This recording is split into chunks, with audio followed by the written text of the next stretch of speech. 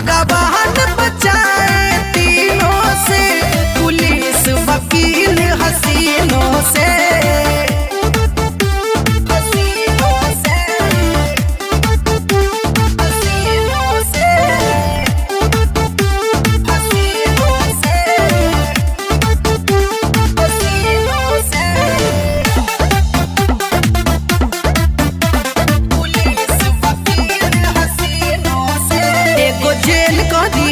एगो बेल करी है, एगो साथे मोहब्बत के खेल करी है।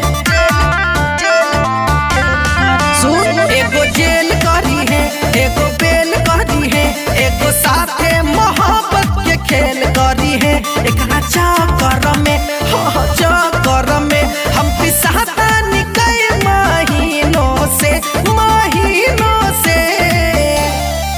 तब भगवान बचाए तीनों से, पुलिस वकील हसीनों से। भगवान बचाए तीनों से, पुलिस वकील हसीनों से।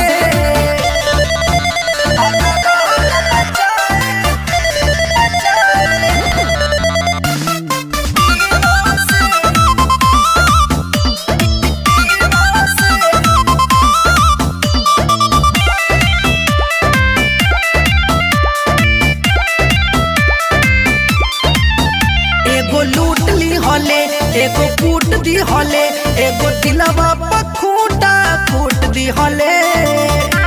क्या करी? एगो लूट ली होले, एगो कूट दी होले, एगो दिलवा पर खूंटा कूट दी होले। अब का कहरी, हर का कहरी, डर लगता माहौल रंगीनों से, रंगीनों से। तब भगवान बचाए तीनों से, पुलिस वकील हसीनों से। भगवान बचाए तीनों से, पुलिस वकील हसीनों से। हालत पागल करके रख दिया है यार।